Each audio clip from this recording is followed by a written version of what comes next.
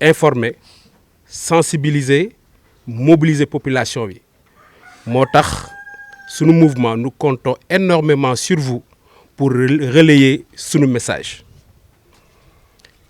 J'ai l'honneur aujourd'hui de présenter aux Thiessois et à tous les Sénégalais le mouvement Thiès d'abord, un collectif volontaire, un collectif d'agir ensemble pour le bien-être, le développement durable de Thiès en priorité et du Sénégal. Ku wax Thiès wax potentiel. Thiès est riche en potentiel. Thiès est riche en culture. Thiès est riche en histoire. Ku wax Thiès tam, Thiès est riche en ressources humaines. Am nañ fi premier ministre, am nañ fi ay ministre des finances, am nañ fi ay député, am nañ fi ay maire. Donc Thiès naturellement dafa mos a riche. Mais malgré richesse boobu Thiès toujours ñu ngi continuer di jànkuwante ak ay problèmes ak ay soucis. Benn si yooyu mooy la gestion transparente des affaires publiques locales. Ñaar développement bi si boppam si biir Thiès. Ñett le chômage les jeunes mu metti lool si xale yi.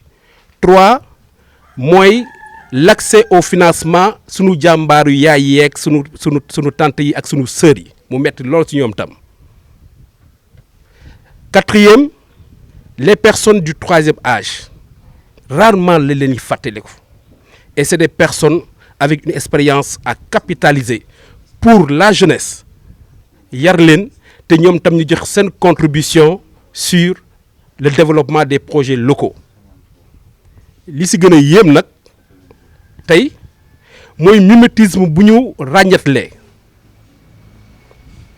si ñu xam ne ñoom lañ doon tuddee les leaders de Thiès bu ñu génnee élection 2024 ba léegi xam ngeen ko yëg ngeen ko ñëpp ne selew Thiès ku ko xam dëbu la ko xamee Thiès ku ko xam njàmbaarte la ko xamee si contexte boobu nag la sunu mouvement Thiès d'abord juddu muy mouvement bu xam ne mouvement d'action la mouvement d'opinion de réflexion sur les priorités et les enjeux qui intéressent Thiès parce que ñun dañoo gëm ne Sénégal kenn mënu ko développer sans développer Thiès.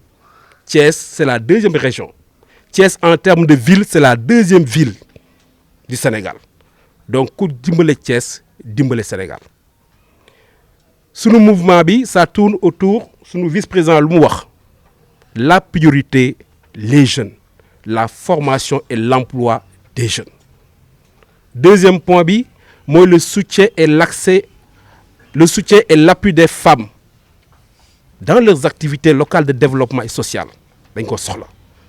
3e bi xam ne ñor nañu te xam ne mën na indi changement capitaliser l'expérience des personnes du 3e âge boole sam jàppale leen ñu jar a jàppale lañu. Acteurs culturels yi ku wax Thiès wax culture ñooñu tam dañoo am pàcc bu am solo sunu mouvement. Sunu slogan agir local impacter le Sénégal loolu lu muy tekki mooy ne bu ñu déceler activités yi ak priorités yi xam ne ñun xam nañu ne gis nañ ne am nañu Thiès dañ koy yóbbu fu ñu ko war a yóbbu ko mairie yi dégg ko yóbbu ko parlement yi dégg ko yóbbu ko état bi dégg ko ñu bañ a fàtte Thiès dara donc jamono bi xam ne ñëpp noppi nañu ñu dañoo bëgg a taxaw temm te duñu mos a toogaat pour di wax di doxal di xeex pour Thiès dellu place jëlaat place bu xam ne ñëpp moom lañ ko mos a xam ci Sénégal. Li xew ajuma kenn nettalu ma ko man sama bopp damaa ngi si woon damay génn dajeek ndaw yi ñëpp di leen moytu ma wàcc sama oto waxtaan ak ñoom ndaw yi dañoo war a xam ne mooy ñi fi nekk tey bu ñu jotee nguur gi ndaw yoo tax ces jeunes Jakarta man laa ak xale yi tey ambulants yi ñuy tey di xoqatal ñooñu ñoo leen fal te xale yooyu dañoo am espoir bu rëy te je suis convaincu comme ñoom lu ñu bëggee defar dëkk bi xale yooyu bu leen di fal ils étaient dans les mêmes dispositions jàppale la ñu defar dëkk bi xam nga ku xam ñoom ñu ngi xeex xale yi génn ndaw Jakarta yi dajale 300 000 400 000 ba 500 000 jënd sa Jakarta kooku entreprise individuelle la emploi la am na problème de sécurité mais dañuy toog ak xale yi waxtaan ak ñoom waxtaan ak xale yi parce que tout simplement xale yi ils sont réceptifs xale yi lu ñu ma wax nee nañ ma ne parce que dama toog waxtaan ak ñoom nee ma ne aujourd'hui Thiès ils sont pas moins de 700 jeunes jakartaman 700 imaginez loolu muy def ci impact familial ci kër yi ñoom seen bopp casque bi bañuñu ko mais ils ont posé un problème yu xam ne autorités yi ñoo ko war a régler les enfants ont posé les jeunes ont posé le problème sanitaire benn casque fanweeri bopp xale yi loolu leen la wax loolu nag du xale yi ñoo war a ut solution bi ñoom ñoo war a toog ak xale yi ut solution bi xool nañuy def ba xam ne l'impact sanitaire qui n'est pas négligeable parce que sécurité tam da nga koy wax mais da ngay wax tam hygiène qui n'est pas du tout négligeable ñu xool nan lañ koy lijjantee ba xam ne ñii nekk ci ginnaaw dinañu mën a sol seen casque parce que xale yi nee nañ ma ne ñoom bañ ñu ko jënd mais ñii yëpp ci boppam ñoo ko nanguwul pour des raisons sanitaires benn partie yi nag suñuy soxna yi la léeg-léeg dañuy dem xew defaru ba jeex defar seen bopp boo fa bëggee teg casque day xaw a jafe ci ñoom juste pour dire que les enfants les jeunes sont conscients du problème il faut les appeler discuter et trouver des solutions avec ñoom mais man aujourd'hui mënuma nangu benn yoon ces jeunes aussi braves créer liggéey ñu leen di xokkatal wala di leen menacer dañ leen war a jàppale déglu leen utal leen solution loolu mooy démarche bu xam ne moo gën a sage te loolu mooy delloo njikkal jeunesse bi parce que jeunesse boobu tey ñi fi nekk ñoo leen fi teg dañuy ñoom bu ñu tàmmee ba léegi pour bu bees bi dañuy def audit ce qui est tout à fait normal mooy ne dëkk ak mbir mënoo ko jël di tàmbale liggéey te defoo audit mais dama bëgg Thiès waay ak sénégalais yi xam ne audit pour xool lan moo baaxul ñu defar ko la loolu mooy logique audit mënuñu ko jël pour di menacer ay nit wala di chantage nit te man dama am njott ne léeg-léeg lay xaw a mel noonu rapport yi moom balaa muy wax rapport am maire Thiès Ouest si boppam nee na fay na 12 millions ba def rapport boobu yéen waa Thiès man waa Thiès kenn gis ko ba léegi day seppi lu ko si neex di ñu ko jox deuxième chose président démb nee na def nañu rapport ñun dañoo jàng rapport ñoom ñoo wax transparence man waxuma ne président lu mu wax mënu ma ko werante mais nañu jox rapport yi nañ ko publier nu ñu transparence bu ñuy wax nañu publier rapport yi yow ñun waa Thiès ñu xam lan moo nekk ci rapport yi te gëm naa ne Thiès waay am nañu ful ak fayda bu ñu fekkee rapport li xam ne nekkuñu fa ñoom nañ ko doxal seen bopp mais li may bañ te ko dénoncer mooy di seppi di xool looy wax ak looy jox nit rapport mën nañ ko def lu xam ne c'est public rapport yi ñuy def yëpp nag dañ koy publier ñëpp di ko gis man de loolu laay ñaan président bu nekkee ne bëgg na problème bi lijjantiwu bu bëggee adhésion populaire bu bëggee ñun waa mouvement Thiès d'abord ànd ak moom si mouvance boobu man dama koy ñaan publiquement na publier rapport boobu ñëpp mën ko lire ñun jàng nañu bu ñu jàngul tam am nañ ay sœurs yu mën a jàng wala ay frères yu mën a ñu lire ñu ko ñu xam la moo nekk si loolu mooy transparence loolu mooy lu xam ne leer na nañ. defe naa fi nga li nga inverse bi laa def li nga ma wax sànq inverse bi laa def damaa jóg dugg si nit yi ba pare xam seen mbëbët ba pare nee naa sànq rek samay dëkk sama voisin yi kuy tàmbali dara da ngay koy tàmbali si goxam ak ay voisins am ku jóg di jébaane di dem feneen tëb sa ay nit ñooy kooku amoo conviction. Donc pour répondre rek tout simplement aujourd'hui man xaar ma kenn ñëw si man may taalibe ñëpp tàmbale naa ko te du ma ko bàyyi da ngay wax som wante commune yëpp dañu ma fa dégg dinañu gis suñu mouvement parce que lu ñuy def dañ koo def pour waa Thiès dañ koy def pour Sénégal yëpp. Je m'appelle Habib Vitin, je suis juriste de profession et j'ai commencé la politique depuis 2013. J'étais conseiller départemental à Thiès et pour des raisons professionnelles, je me suis abstenu pour quelque temps parce que je suis dans une profession un peu particulière. Et également pour une autre raison, la politique c'est de la proximité, être présent avec la population, partager avec la population. Mon affectation professionnelle ne me le permettait plus et pour être en phase avec mes convictions, j'ai préféré suspendre mes activités politiques. Les choses ont changé, je suis revenu et comme bon Thiessois, je resterai debout. Dans mes activités également, qui connaît Habib Vitin, c'est qu'également je suis dans le social. Je suis le président d'une association qui s'appelle SOS Locataires, où l'enjeu et l'objectif est de pouvoir pacifier les relations entre le bailleur et le locataire. Donc j'ai toujours été quelqu'un très engagé dans la vie sociale, mais également dans la vie politique. Ce mouvement-là, nous l'avons créé, comme je vous l'ai expliqué tout à l'heure, après avoir fait un diagnostic total des problèmes de Thiès. Mais également, lorsque nous sommes rendus compte de l'absence de nos leaders, prétendus leaders politiques, depuis les élections présidentielles. Et comme je vous ai dit, Thiès doit prendre le train. Si Thiès ne mène pas le train du développement social, Thiès doit être au deuxième plan du développement social.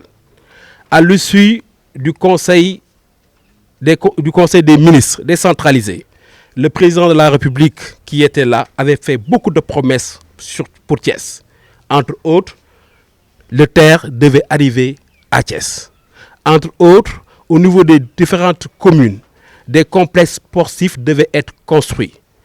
Notre objectif, aujourd'hui, c'est de faire de telle sorte que le nouveau pouvoir actuel puisse satisfaire à ces demandes qui étaient légitimes et déjà exprimées par les Thiessois. La lecture que j'en fais, elle est simple. Les jeunes sont sortis parce qu'ils n'ont pas compris. Ces jeunes se sont mobilisés pour donner un résultat qui n'a jamais existé pratiquement au Sénégal, en élisant un jeune président avec beaucoup d'ambition et d'attente à son égard. Ces jeunes ont accepté de rester au Sénégal, n'ont pas pris les pirogues. Ces jeunes ont investi de leur argent. En juriste, je dirais, ces jeunes ont des entreprises individuelles. Quand ces jeunes ont des problèmes, je pense que la bonne démarche serait pour les autorités locales, déjà, d'abord, et les autorités gouvernementales, d'appeler ces jeunes et de discuter avec ces jeunes-là. Aujourd'hui, Thiès compte plus de 700 jeunes Jakartaman. Vous comprenez bien quel est l'impact, non seulement économique, mais également social dans les familles. Ces jeunes sont des jeunes à écouter, des jeunes à qui il faut proposer des solutions. Et les jeunes que j'ai rencontrés la dernière fois, c'était des jeunes très réceptifs, responsables et très engagés. Le problème des casques, il est clair chez les jeunes. Oui, chez l'autorité locale comme l'autorité nationale, il s'agit d'un problème de sécurité. Ce qui est évident est vrai. Mais également, le port de casque pour plusieurs personnes pose un problème sanitaire et d'hygiène. Et c'est à ce niveau qu'il faut s'asseoir avec les jeunes, trouver des formules pour leur permettant tout simplement de pouvoir allier la sécurité, mais également l'hygiène publique. Parce que, comme on dit, ça c'est un problème de santé publique. Écoutez les jeunes, parlez avec les jeunes, trouver des solutions avec eux. Et moi, je suis convaincu que ces jeunes qui ont élu le président Diomaye, ces jeunes continueront à travailler avec lui tant que lui également, avec son gouvernement, sera préoccupé à régler leurs problèmes. Le mouvement Thiès d'abord est un mouvement citoyen. Et nous prenons position de manière claire lorsque nous avons toutes les informations. En bon wolof, on dit wod ma ma gis. Le maire de la commune de Thiès-Ouest a déclaré avoir commandité un rapport. Le président a commandité un rapport. Je lance un appel très fort au maire de la commune de Thiès-Ouest et au président de la République de bien vouloir mettre ce rapport à la disposition des Sénégalais et des Thiessois. Cela va de la transparence, mais également de l'adhésion de la population de Thiès sur les mesures éventuellement qui devront être prises pour pallier à un tel problème. Donc l'appel, il est simple, il est fort. Publier les rapports concernant Thiès, concernant Mbour 4 et les terrains afin que chaque Thiessois, chaque Sénégalais puisse les lire et pouvoir savoir exactement qu'est-ce qu'il faut faire et la position à faire. Toutes les décisions qu'ils prendront et qui ne seront pas adossées sur une adhésion totale de la population risquent de poser un problème énorme. À la jeunesse, je dirais, Thiès d'abord, notre fierté et notre force. Ils l'ont entendu tout à l'heure, le premier point de notre engagement touche la formation des jeunes et l'emploi des jeunes. Aujourd'hui, notre travail, et pour cette raison, nous nous donnerons corps et âme de dire haut et fort auprès des autorités locales de Thiès, commune, de Thiès, département, de Thiès, région, auprès du président de la République, toutes les questions qui touchent la jeunesse, l'emploi des jeunes à Thiès. Et nous ne manquerons pas, chaque fois que l'occasion nous sera donnée, de relayer vos besoins, de les défendre et de vous soutenir. Les élections viendront. Thiès, d'abord, est un mouvement.